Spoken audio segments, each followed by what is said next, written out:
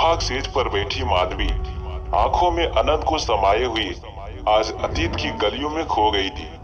उसे एक एक कर सब कुछ याद आ रहा था। बचपन से लेकर 9वीं क्लास तक स्कूल में हमेशा फर्स्ट आने वाली माधवी बोर्ड परीक्षा में द्वितीय कैसे आ गई। उसने वापस क्रॉस लिस्ट चेक किया। सारे बच्चे उससे ही पूछ रहे थे कि अनंत कौन है, वो फर्स्ट आउट, तुम सेकेंड कैसे आ गई। गुस्से में माधवी का गोरा चेहरा लाल पड़ गया था। बनारस के जाने माने उद्योगपति की इकलौती बेटी माधवी रूप गुण में अद्वितीय थी। उसने कभी हार नहीं मानी थी। तभी हॉस्टल से आता एक साधारण सा लड़का अपना रिजल्ट देखकर वापस हॉस्टल की ओर जाने लगा। ऑफिस स्टाफ और शिक्षकगण बधाइयां देने लगे। तब सबने जाना कि यही स्कूल टॉपर अनंत कुमार है, जिसने 98% मार्क्स लाकर स्कूल ही नहीं बल्कि पूरे डिस्ट्रिक्ट में टॉप किया है। उसकी और हिकारत से देखती माधवी के गुस्से का ठिकाना ना था। 2-4 मार्क्स से ज्यादा आ गए तो क्या हुआ, नेक्स्ट टाइम में इसे देख लूंगी। हार मानना माधवी का स्वभाव ना था और जीतने की आदत अनंत को ना थी। बनारस के नजदीक एक गांव चंदौली के एक साधारण परिवार से आया हुआ एक साधारण सा लड़का था। न रूप में न लिबास में कहीं से वो किसी का ध्यान अपनी ओर आकर्षित करने के योग नहीं था। उसके गांव के एक शिक्षक ने, जो कि उसके पिता के मित्र भी थे, छात्रवृत्ति के साथ पढ़ने की सुविधा मुहैया कराई थी। फिर इंटर बोर्ड परीक्षाओं का भी वही हाल रहा। अनंत प्रथम व माधवी द्वितीय। स्कूल तो इंटर तक ही था, यहाँ से सब अलग निकल गए। माधवी ने यूनिवर्सिटी से बीकॉम और एमबीए किया। उसे पिता का व्यवसाय जो संभालना था। कुछ 9 वर्ष निकल गए थे। अब पिता के साथ उसके पूरे काम संभालने लगी थी कि एक दिन पिताजी ऑफिस में बात करते हुए चक्कर खाकर गिर पड़े। वह इमीडिएट ही पिता को लेकर हॉस्पिटल भागी। बाहर बोर्ड था, अनंत कुमार एमबीबीएस, एमडी, डीएनबी डिग्रियां तो अच्छी है, यह पिता का सही इलाज कर सकेगा। यह सोचकर केबिन में घुसी। वहां अपने पुराने प्रतिनिधि अनंत को देखते ही वापस लौटने को हुई कि उसने उसे रोक लिया। रुको माधवी, मुझे मरीज को देखने दो। एक डॉक्टर होने के नाते इलाज करना मेरा फर्ज है।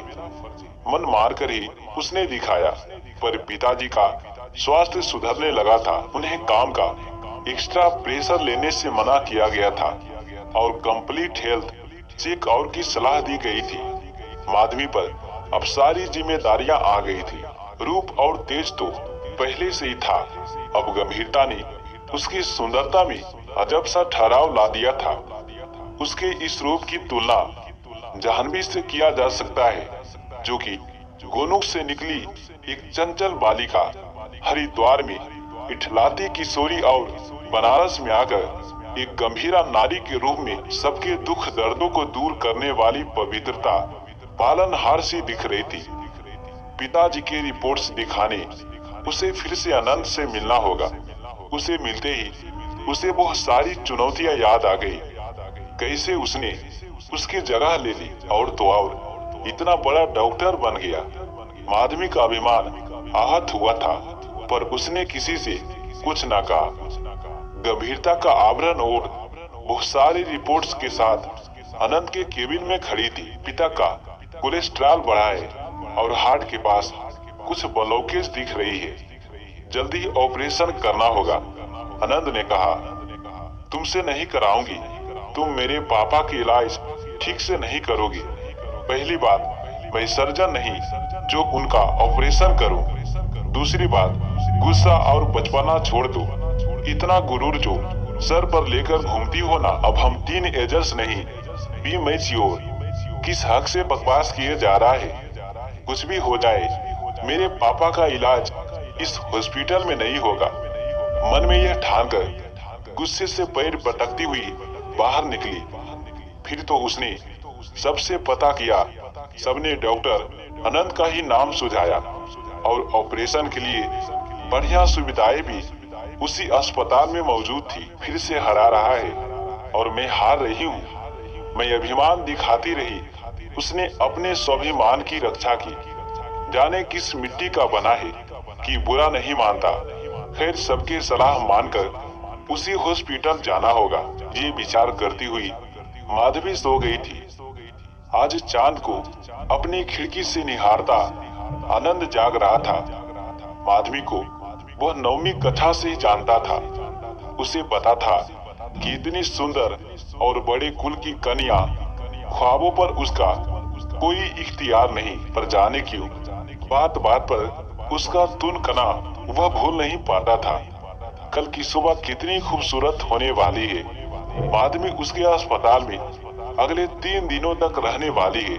ये सब सोचकर उसकी आंखों की नींद और दिल का चैन उड़ गया था। नियत समय पर माधवी पिता के साथ अस्पताल आ गई थी। प्री ऑपरेशन चेकअप चल रहे थे। अनंत तो राउंड लगा चुका था। आज माधवी ने ना तो उसे नीचा दिखाया और ना दुनकी, पर अनंत तो उसके उन्हीं अदाओं का दीवाना था। बस 2 कप कॉफी के साथ माधवी के पास आकर बैठ गया। ये औपचारिका, क्यों तुमने डांटा नहीं आज? तो मुझे लगा कि तुम्हें याद दिला दूं। तुम्हारा गुस्ताख क्लासमेट की तुम्हारी डांट खाने के लिए हाजिर है। माधवी के पिता चिंता में गंभीर मुद्रा में बैठी थी, पर अनंत के इस नवीन बदलाव को देखकर उसे हंसी आ गई। कब तक मेरी डांट सुनोगे? सारी उम्र किस हक से? दोस्त समझ लो। माँ ने सब सुन लिया था और एक हंसे बार बेटी को हंसती देख मन ही मन आनंदित थी। उसे अपनी बेटी के लिए आनंद जैसा ही दामाद चाहिए था। बस पति स्वस्थ घर लौटे तो इसी लगन में बेटी के हाथ पीले कर दूंगी। इन्हीं विचारों में खोई थी। तभी माधवी ने बताया कि ऑपरेशन सफल रहा माँ। थोड़ी देर में पिताजी को होश भी आ जाएगा। माधवी पहली बार नतमस्तक थी। आनंद ने समय पर पिता का इलाज कर उसके प्राणों की रक्षा की थी। 2 दिन बाद दिवाली थी।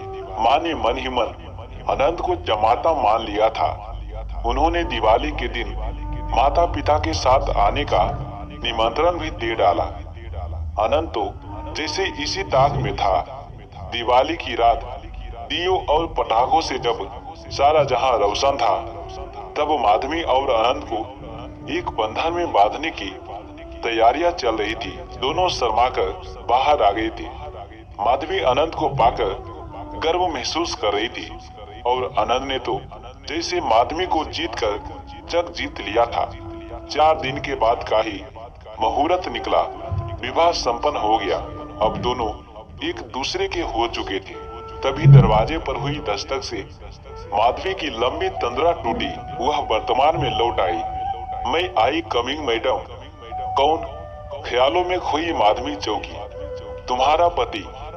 अनंत तो साहसी प्रेमी के समान उसकी तरफ खींचा आ रहा था। उसकी मादक अदा पर माधवी मुस्कुराने लगी। पति ने साधिकार घूंघट उठाना चाहा तो माधवी ने अपने हाथ आगे किए। पहले मुंह दिखाई निकालिए जनाब। प्रिय, मैं मुंह दिखाई में तुम्हें तुम्हारा अभिमान देता हूँ। तुम जिस मान सम्मान के साथ मुझसे झगड़ती रही, बस वैसे ही बनी रहो। एक स्वाभिमानी और उजमई माधवी। तुम बोलोगी और मैं सुनूंगा। मैं यानी वही गवार अनंत और तुम यानी वही टॉपर माधवी। मुंह दिखाई में अपना आत्म सम्मान वापस पाकर स्वयं ही साथी के बाहों में समा गई। अनंत की इन विचारों की गहराई ने माधवी को खामोश कर दिया था। इतने सुंदर व सुलझे विचारों वाले सहचर को पाकर धन महसूस कर रही थी। उसकी हार उसे इतना खूबसूरत उपहार देगी ये सोचा ना था। वो हार कर भी जीत गई।